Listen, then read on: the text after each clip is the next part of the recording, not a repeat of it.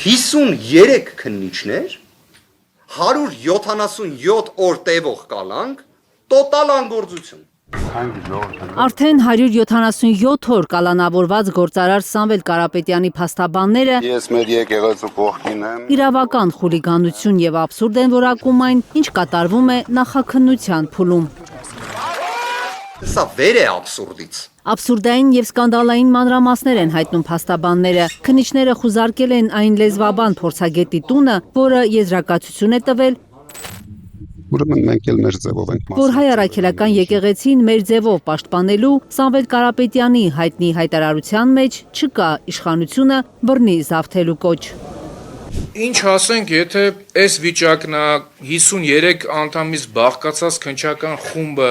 գործողություններ չունի անելու կոնկրետ արդեն փորձագետների բնակարաններն է խուզարկում, ստեղ առանձնապես արդարություն, արդարադատություն, օբյեկտիվություն ակնկալելը կարծում եմ շատ դժվար է։ Փաստաբան Արմեն Ֆերոյանն էլ վստահ է, քննիչներն արդեն փորձագետներին են փորձում ճնշել, որովհետև կա Կարապետյանին ամեն գնով կալանավորված պահելու քաղաքական հրահանգ։ Փորձագետի տունը խուզարկելը եւս մի հավելյալ ապացույցի տեսակ է, մի հավելյալ կերպ է ապացուցվում, որ այդ մարդիկ շահագրգռված են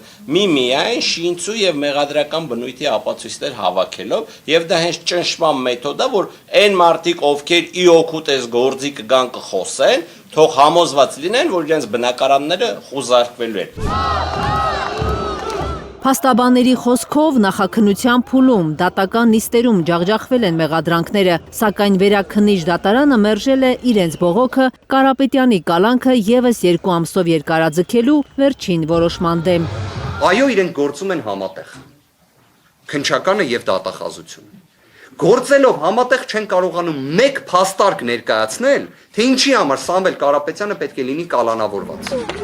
Կարապետյանին կալանավայրում պահելու որոշումներ կայացրած դատավորները ենթարկվում են ճնշումների, ենթադրում է փաստաբանը։ Եթե հնարավոր է հոգեվորականին գալ, ԱԱՑ-ի միջոցով սպառնալ կամ ինչպես այլ կողմից են ասում, զրույց ունենալ։ Խնդրանք ներկայացնել, հա? Պատարակի վերաբերյալ, պատարակի բովանդակության վերաբերյալ, ձեր կարծիքով Սամվել Կարապետյանի գործով դատավորների նկատմամբ ճնշումներ կան, թե ոչ։ Արամ Վարդևանյանը նաև պնդում է, որ հինգշաբթի Արցախի ներկայացուցչությունում տեղի ունեցած խուզարկությունների հետ ոչ մի առնչություն չունի Սամվել Կարապետյանը։ Սամվել Կարապետյանը նշված գործողությունների հետ, նշված գործողությունների շրջանակներում հարուցված վարույթի հետ ունի 0 առնչություն։ Սա ապացուցող փաստաթղթեր ու ցուցմունքներ ունեն փաստաբանները, սակայն դրանք չեն կարող հրապարակել։ Նախաքննության գաղտնիության սկզբունքին հավատարիմ են։ Ըստ Վարդևանյանի, Արցախի ներկայացուցչությունում հնարավոր էր գտնել միայն Արցախում Սամվել Կարապետյանի արած $50 միլիոն բարեգործության մասին փաստաթղթեր։ Հենց գործարարի արցախյան բարեգործությունների պատճառով է Ադրբեջանը միջազգային հետախուզում հայտարարել Կարապետյանի նկատմամբ։ Սամվել Կարապետյանը Արցախի հետ ունեցել է այն աստիճան կապ,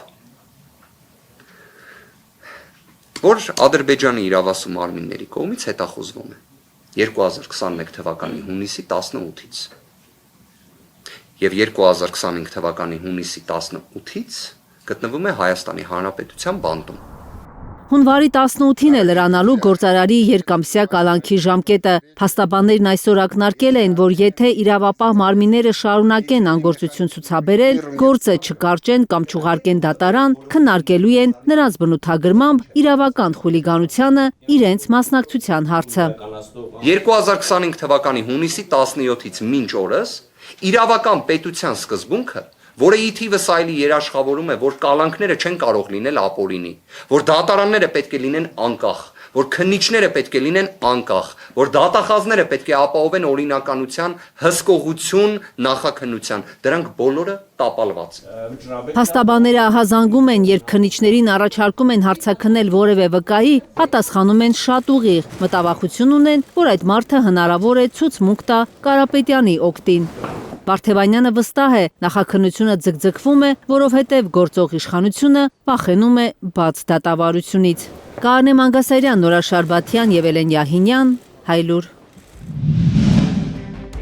Հայաստանում եւ աշխարհում տեղի ունեցող իրադարձությունների մասին առաջին իմանալու համար բաժանորդագրվեք մեր ալիքին, սեղմեք զանգակը, որ բաց չթողնեք ամենահրատապը, ամենակարևորն ու հետաքրքիրը։